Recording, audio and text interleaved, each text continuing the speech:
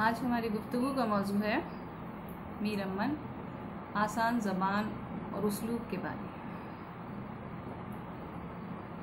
देखिए, मीर अमन ने कौन सी किताब लिखी है या कौन सी किताब है जिसकी वजह से मीर अमन जाने जाते हैं या मीर अमन मशहूर हुए हैं। उन्होंने 2 किताबें लिखी थी, तो हमें मालूम है ना, एक तो बाग़ बहार और एक गंज खूबी। लेकिन वो जिस किताब की वजह से मशहूर हैं, जिस किताब की वजह से वो जिंदा व जावेद हैं, वो किताब बाग़ बहार है। आज हम बाग़ बहार की मकबूलियत का सबब और मीर अमन की ज़बान से मुतालिक गुफ्तगू करेंगे। देखिए, हमारे निसाब के अंदर BA फर्स्ट ईयर के अंदर एक मजमून है सैर पहले दरवेश की। ये मजमून बाग़ बहार में से ही लिया गया है। इसके अलावा MA प्रीवियस के अंदर मुकम्मल बाग़ बहार का तनक़ीदी मुतालिया किया जाता है। तो हम इसी निस्बत से हमने इस मौजू का इंतखाब किया है। देखिए, बाग़ बहार जो है वो उर्दू नस्र की तारीख़ में आसान ज़बान और उसलूब की ज़िंदा मिसाल है। इसके मुसन्निफ़ मीर अमन, उनका पूरा नाम मीर अमन ही था, दिल्ली के रहने वाले थे। दिल्ली में ही पले बढ़े, वहीं तरबियत हासिल की। इनके जो बुज़ुर्ग थे वो हुमायूं के ज़माने में दिल्ली आए थे और दरबार से वाबस्ता हो गए थे। ये वाबस्तगी जो है, दरबार से वाबस्तगी, मीर अमन के ज़माने तक बाकी रहती है। और जब दिल्ली बर्बाद होती है अपनी अंदरूनी और बाहरी साजिशों की वजह से, अंदरूनी और बाहरी हमलों की वजह से तबाह बर्बाद होती है दिल्ली, जब मुग़लिया हुकूमत सिर्फ नाम को रह जाती है, तब मीर अमन दिल्ली छोड़ने पर मजबूर होते हैं। जब ये दिल्ली में रहते थे तो दिल्ली के अंदर ये शायरी करते थे। कुछ इन्होंने, देखो, इनके हालात जो थे वो हमें ज़्यादा किताबों के अंदर देखने को नहीं मिलते, या तो बाग़ बहार के अंदर उसके दीबाचे में, या फिर गंज खूबी। हमें इनके हालात जो कुछ मिलते हैं, हम उन्हीं से इनको समझने की कोशिश करते हैं। तो दिल्ली के अंदर ये शायरी करते थे। जहानाबाद का माहौल शायराना था, ये लुत्फ़ तखल्लुस रखते थे। और जो हमें बाग़ बहार के अंदर अशार देखने को मिलते हैं वो मीर अमन के ही हैं। मीर अमन ने जो आखिर के अंदर दास्तान के अंदर, जो दास्तान के जो आखिर के अंदर जो कता लिखा है, कता तारीफ़ है 12 अशार का, वो इनका लिखा हुआ है। जब दिल्ली तबाह होती है तो ये वहाँ से रोज़गार और सुकून की तलाश के अंदर कहाँ जाते हैं? दिल्ली छोड़ते हैं। दिल्ली छोड़ करके ये अज़ीमाबाद यानी पटना पहुँचते हैं, लेकिन वहाँ इन्हें कोई सुकून की सूरत नज़र नहीं आती। तो ये क्या करते हैं कि वहाँ से कलकत्ता जाते हैं। कलकत्ता में भी कुछ दिन बेकार रहे। फिर इन्हें नवाब दिलावर जंग के जो छोटे भाई थे मीर कासिम अली, उनकी अतालियती पर मुकर्रर हुए। 2 साल तक ये वहाँ रहते हैं। उसके बाद क्या होता है कि इनकी मुलाकात अचानक मीर बहादुर अली हुसैनी से होती है। मीर बहादुर अली हुसैनी कौन है? Mir Bahadur Ali Husaini Fort William college के अंदर मीर मुंशी थे। जिस वीडियो के अंदर हमने आपको फोर्ट विलियम कॉलेज के मुसन्निफीन की खिदमात से मुतालिक बताया है, उसी वीडियो में हमने आपको मीर बहादुर अली हुसैनी की खिदमात भी बताई थी। तो मीर बहादुर अली हुसैनी जो हैं, वो, उनसे इनकी मुलाकात होती है। वो इन्हें लेकर के जॉन गिलक्रिस्ट के पास जाते हैं। जॉन गिलक्रिस्ट जो थे उस वक्त, जो अंग्रेज़ आए थे हिंदुस्तान, जो आते थे अंग्रेज़ मुलाजमीन, उनको उर्दू सिखाने के लिए किताबों का इंतज़ाम कर रहे थे। और चूँकि नए सिरे से तो किताबें लिखनी मुश्किल थी इतनी जल्दी, इसलिए ये नस्र के अंदर किताबों का आसान ज़बान में तर्जुमा करवा रहे थे। तो ऐसे मुसन्निफीन की तलाश में रहते थे जो लायक हों, काबिल हों। तो इन्होंने इनकी काबिलियत को पहचाना, जॉन गिलक्रिस्ट ने मीर अमन की काबिलियत को पहचाना, और मीर अमन को इन्होंने 4 मई 1801 ईस्वी को फ़ारसी के क़िस्से चहार दरवेश का आसान ज़बान के अंदर तर्जुमा करने की जिम्मेदारी सौंप दी। तो ये जो इनको यानी मुलाजिम रख लिया। अब मीर अमन जो हैं, उन्होंने रात दिन एक करके बाग़ बहार का तर्जुमा किया, फ़ारसी क़िस्से चहार दरवेश का तर्जुमा किया आसान ज़बान के अंदर। और उसका नाम क्या रखा? बागो बहार। बागो बहार जो है वो इसका तारीखी नाम है जिससे इसकी तारीख निकलती है। ठीक है। अब ये जो मीर अमन है, इनकी जो किताब है बागो बहार, इसके सिलसिले में एक बहस चली इसके माखज़ की अदबी हल्के में कि इसका माखज़ क्या है। मीर अमन ने अपनी दास्तान बागो बहार की जो अवलीन इशात थी उसमें उन्होंने ये लिख दिया था कि इसका माखज़ नौतर्ज मुरस्सा है कि वो तर्जुमा किया हुआ तहसीन का है, ये इन्होंने इसमें लिख दिया था। लेकिन क्या हुआ कि इसकी बात की जो इशारतें थी उनमें ये इबारत नकल नहीं हो सकी और गलत फहमियाँ पैदा हो गई। उन्होंने एक और बात भी लिख दी थी। उन्होंने ये लिखा था कि अमीर खुसरो ने अपने पीर व मुर्शिद निज़ामुद्दीन औलिया की अलालत के दौरान, अलालत कहते हैं बीमारी, कि अलालत के दौरान उनके दिल बहलाने के लिए फ़ारसी का किस्सा चहार दरवेश लिखा था और वो सुनाते थे, वो उनको सुनाते थे। तो क्या हुआ कि ये जो बहस हुई इसमें तहक़ीक़ भी हुई। तो महमूद शीरानी जो हैं, जो राजस्थान के मुहक़्क़िक़ हैं, उन्होंने रिसाला कारवां के सालनामे में 1933 ईस्वी के अंदर एक मकाला पेश किया और उसमें उन्होंने चंद दाखिली शहादतों की बिना पर ये वाज़ेह किया कि चहार दरवेश जो है वो उसकी अमीर खुसरो की लिखी हुई नहीं है। क्या दाखिली शहादतें? उनमें से ये थी कि जो बहुत से ऐसे अल्फाज हैं जो कि बागो बहार इसमें चहार दरवेश में मौजूद हैं लेकिन वो अमीर खुसरो के बाद के हैं, या नज़ीरी और हाफिज़ के जो अशार हैं फ़ारसी के वो भी इनके बाद के ज़माने के हैं। एक बात इन्होंने ये भी कही महमूद शीरानी ने कि इसमें अमीर खुसरो का उसलूब नहीं है। फ़ारसी किस्से चहार दरवेश के अंदर अमीर खुसरो का उसलूब नहीं है, इसलिए अमीर खुसरो की किताब नहीं है। एक बात उन्होंने ये भी कही कि निज़ामुद्दीन औलिया के मलफूज़ात में हमें कहीं भी चहार दरवेश का जिक्र नहीं मिलता, ये बात भी उन्होंने कही। इसके अलावा उन्होंने कही इसमें दूरबीन का जिक्र हुआ है, दूरबीन जो है वो बात की है। एक इन्होंने बात ये कही महमूद शीरानी ने कि इसके जो मुसन्निफ़ हैं वो शिया मालूम होते हैं जबकि अमीर खुसरो सुन्नी थे। तो भी ये बात भी, इससे भी साबित होता है कि अमीर खुसरो की किताब नहीं है चहार दरवेश। एक और तहक़ीक़ भी हुई, बल्कि वो तहक़ीक़ बागो बहार से पहले हुई, महमूद शीरानी से पहले हुई। वो किसने की? वो अब्दुल हक साहब ने। अब्दुल हक साहब ने उनका जो रिसाला था उर्दू, जुलाई 1930 ईस्वी के अंदर उन्होंने एक मकाला पेश किया उर्दू के अंदर और उन्होंने ये बताया कि इसका माखज़ मनी मीर अमन की बागो बहार का माखज़ तहसीन की नौतर्ज मुरस्सा है, फ़ारसी का किस्सा नहीं है, फ़ारसी का चहार दरवेश नहीं बल्कि तहसीन का नौतर्ज मुरस्सा है। लेकिन उन्होंने ये कहा कि मीर अमन ने दोनों किताबों को सामने रखकर लफ्ज़ी तर्जुमा तो उन्होंने किसी का नहीं किया, ना तो तहसीन की नौतर्ज मुरस्सा का किया और ना उन्होंने चहार दरवेश का किया। दोनों किताबों को सामने रख करके उन्होंने क्या किया था, अपनी ज़बान के अंदर इसे लिख दिया था। ये बात इन्होंने कही। उन्होंने ये कही कि जहाँ भी इख्तिलाफ है वहाँ तहसीन की नौतर्ज मुरस्सा का इत्बा किया है मीर अमन ने, इत्बा किया है मतलब उसको पैरवी की है, उसको फॉलो किया है।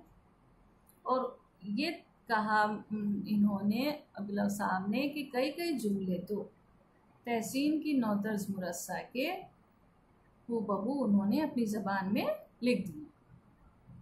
तो इससे साबित होता है कि ये तहसीन की नौतर्ज मुरस्सा का तर्जुमा है, लफ्ज़ी तर्जुमा तो फिर भी नहीं है, हालांकि दोनों किताबों को उन्होंने सामने रख करके अपनी ज़बान के अंदर ये लिख दिया। अब हम अपने असली मौजू की तरफ आते हैं। हमने असली मौजू मतलब हमारा क्या है कि मीर अमन की बागो बहार की ज़बान और मीर अमन की ज़बान, यानी बागो बहार की मकबूलियत का बुनियादी सबब और मीर अमन की ज़बान। तो मीर अमन जो है उन्होंने लिखा था कि उन्होंने दिल्ली उस वक्त छोड़ा जब सूरजमल जाट ने जागीर जब्त की और अहमद शाह अब्दाली ने घर बार ताराज कर दिया। तो ये हमला हुआ था 1761 ईस्वी के।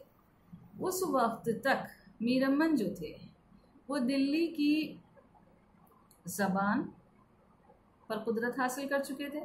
दिल्ली के जो अवाम और ख़ास का मुहावरा है, वहाँ का जो रोज़मर्रा है, वहाँ के जो मुहावरे हैं, उन पर उन्हें कुदरत हासिल हो चुकी थी, उन पर कमांड हासिल हो चुकी थी। न सिर्फ ज़बान बल्कि वहाँ की तहज़ीब, अवाम और ख़ास की तहज़ीब, अवाम की तफरीहात, उनके मेले ठेले, तबक़ा आला की तहज़ीब, उनके रस्म व रिवाज, उनके नशस्त व बर्खास्त के तरीक़े, उनकी महलों की ज़ेबाइश, उनके बाग़ों की ज़ेबाइश, किस तरह वो महलों को सजाते थे, किस तरह बाग़ों की ज़ेबाइश की जाती थी, कौन से लिबास पहनते थे, लिबास और ज़ेवरात क्या थे उनके खाने के अफ़सान कौन कौन से थे। ये सब चीज़ें जो थी वो मीर अमन ने बहुत नज़दीक से देखी थी। इसलिए मीर अमन के फ़िक्र व शऊर के अंदर दिल्ली की ज़बान और दिल्ली की ये जो तहज़ीब है वो रच बस गई थी, और इसी का इजहार उन्होंने अपनी दास्तान बाग़ो बहार में कर दिया। हालांकि बाग़ो बहार में रोम के बादशाह की दास्तान है, लेकिन हकीकत ये है कि इसमें दिल्ली की ज़बान और दिल्ली की तहज़ीब ज़िंदा हो गई। इसलिए सवाल भी आता है, तफसीली सवाल कभी कभी, कि मीर अमन की बाग़ो बहार जो है वो दिल्ली की ज़बान और तहज़ीब की ज़िंदा मिसाल है, वजाहत कीजिए। तो हमें इसको डिफ़ाइन करना पड़ता है।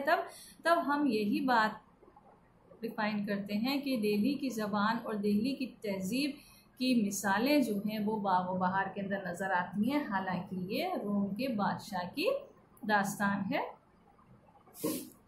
तो मीर अमन जो हैं वो क्या है, दिल्ली वाले थे। उन्होंने दिल्ली की ज़बान को अपनी किताब के अंदर अमर कर दी। एक तरीके से देखा जाए तो इनकी ज़बान उर्दू मोहल्ला की ज़बान थी। ये वहाँ के अवाम और ख़ास के मुहावरे पर कुदरत रखते थे। इनके सामने और कोई ऐसी किताब नहीं थी जो कि इस तरह आसान और सादा ज़बान के अंदर लिखी गई हो। इन्होंने जिसको माखज़ बनाया है वो तहसीन की नौतस मुनस्सा थी, जो 1775 ईस्वी के अंदर लिखी गई थी।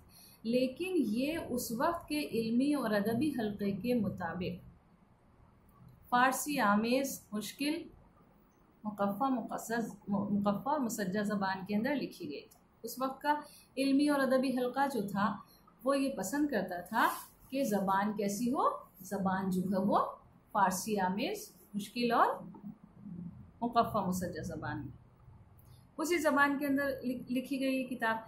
लेकिन मीर अमन ने जो ज़बान इसमें लिखी वो उनकी अपनी क्वालिटी थी, वो उनकी अपनी ईजाद थी, वो ख़ुद उसके बानी हैं। उनके सामने ऐसी कोई किताब नहीं थी। हालांकि उनके ज़माने से पहले आसान ज़बान में किताबें लिखी गई हैं। मसलन शाह आलम सानी के अजाइबुल क़सस, महरचंद खत्री की नौआइन हिंदी, ईसवी खान बहादुर की महर अफरोज़ व दिलबर, ये किताबें आसान ज़बान के अंदर लिखी गई थी। लेकिन मीर अमन के सामने इनकी मिसालें नहीं थी। इसलिए हम ये कह सकते हैं कि मीर अमन खुद आसान ज़बान और उसलूब के बानी हैं। जो उन्होंने बाग़ो बहार के अंदर जो ज़बान लिखी वो उनकी अपनी ईजाद की हुई थी। चूँकि उन्होंने दिल्ली की ज़बान को देखा था, वो बोलते थे, वो वहाँ उन्होंने एक अरसे तक उस ज़बान के अंदर अपना वक्त गुजारा था, उस तहज़ीब को उन्होंने करीब से देखा था, इसलिए उसको उन्होंने अपनी किताब के अंदर ज़िंदा कर दिया। मौलवी अब्दुल हक साहब ने उनकी ज़बान से मुतालिक लिखा है कि उसकी ज़बान इस कदर साफ, सादा, आसान, सलीस और बामुहावरा है कि आज तक उसका जवाब नहीं हो सका। और हकीकत भी यही है। देखो, उन्होंने ज़बान सादा ज़रूर लिखी है, उसके अंदर क्या है, उन्होंने हस्बे ज़रूरत अरबी फ़ारसी के नरम मुलायम अल्फाज का इस्तेमाल भी किया है, लेकिन अवाम की ज़बान के अंदर जो अल्फाज इस्तेमाल किए जाते थे वो भी इस्तेमाल किए, हिंदी के अल्फाज, हिंदी की कहावतें, हिंदी के मुहावरे इस्तेमाल किए, बहुत से ऐसे अल्फाज इस्तेमाल किए हैं जो कि अब नहीं बोले जाते लेकिन उस वक्त बोले जाते थे। लेकिन मीर अमन की खूबी क्या है? मीर अमन की खूबी ये है कि वो आज भी हम समझ सकते हैं उनको, ऐसे अल्फाज इस्तेमाल, क्योंकि उन्हें जॉन गिलक्रिस्ट ने क्या कहा था? जॉन गिलक्रिस्ट ने ये कहा था कि इसके अंदर अवाम की ज़बान का इस्तेमाल करना, अवाम की ज़बान में लिखना है। तो इसलिए उन्होंने अवाम की ज़बान के अंदर जो मुहावरे थे, जो रोज़मर्रा था, उसका इस्तेमाल किया उन्होंने बागो बहार के अंदर। लेकिन इसकी खूबी क्या है कि इसके अंदर रवानी है, सादगी के बावजूद करख्तगी नहीं है, शगुफ्तगी पाई जाती है। और इस शगुफ्तगी की वजह से ही उनका उसलूब शगुफ्ता है, इस शगुफ्तगी की वजह से ही इतना अरसा गुजर जाने के बावजूद भी आज भी पसंद की जाती है, आज भी सराही जाती है, इतना अरसा गुजर जाने के बाद। ये उनकी खूबी। तो मीर अमन जो हैं उन्होंने अपनी दिल्ली, वो दिल्ली के रहने वाले थे, दिल्ली की ज़बान को उन्होंने बागो बहार के अंदर जिंदा व जावेद बना दिया और इसी नस्र ने मीर अमन को भी अमर कर दिया। उनके ज़माने के अंदर ये पसंद नहीं की गई, क्यों? क्योंकि उनके ज़माने के अंदर जो ज़वाल पजीर माशरे के अदीब थे वो फ़ारसी आमेज़ मुश्किल नस्र लिखना फ़ख्र समझते थे। ऐसी नस्र जो मुक़फ़्फ़ा और मुसज्जा, जिसके अंदर अरबी फ़ारसी के मुश्किल अल्फाज का इस्तेमाल हो, जिससे उनकी इल्मियत का इजहार होता, वो उसे पसंद करते थे। लेकिन अब देख लो कि जो रजब अली बेग सुरूर हैं, रजब अली बेग सुरूर ने इनकी मीर अमन की नस्र का मजाक उड़ाया था ना मजाक। तो इसी वजह से उड़ाया था, क्यों? क्योंकि वो उस वक्त का मेयार क्या था? उस वक्त का मेयार यही था, फ़ारसी आमेज़ नस्र। और मीर अमन जो थे वो दिल्ली की आम फहम ज़बान लिख रहे थे, टकसाली ज़बान लिख रहे थे। दिल्ली के जो रोज़मर्रा है, दिल्ली का जो मुहावरा है, उस ज़बान को उन्होंने अपनी किताब के अंदर तर्जुमे के अंदर उन्होंने अपने इस्तेमाल किया। तो उसे पसंद नहीं किया गया उस ज़माने में। लेकिन मीर अमन के का कमाल ये है, उनकी अहमियत ये है कि वो उस उसलूब के बानी हैं, उस ज़बान के बानी हैं जो कि आगे चलकर गालिब के खतूत की असास बनती है, बुनियाद बनती है। ठीक है ना? मीर अमन के लिए ये कहा जाता है इनकी ज़बान की वजह से ही कि इन्हें उर्दू नस्र के अंदर वही मकबूलियत हासिल है, वही अहमियत हासिल है जो कि उर्दू शायरी के अंदर मीर, गालिब और इकबाल को हासिल। ये सिर्फ उनकी नस्र की वजह से कहा जाता है और सिर्फ एक किताब की वजह से। इब्तिदा के अंदर मैंने आपको बताया था कि उन्होंने 2 किताबें लिखी हैं, गंज खूबी और बागो बहार। लेकिन जिस किताब की वजह से वो मशहूर हुए, जिस किताब की वजह से वो उर्दू अदब के अंदर ज़िंदा हैं, वो कौन सी है? वो बागो बहार। और किस वजह से ज़िंदा हैं? इसके नस्र की वजह से, इसके उसलूब की वजह से, इसकी ज़बान की वजह से। तो इसीलिए हम मीर अमन को आसान ज़बान और उसलूब का बानी कहते हैं। उम्मीद है आप लोगों को ये समझ में आया होगा कि बागो बहार की मकबूलियत का बुनियादी सबब क्या है और मीर अमन आसान ज़बान और उसलूब के बानी किस तरह है। अगले लेक्चर में हम किसी और मौजू पर गुफ्तगू करेंगे। शुक्रिया।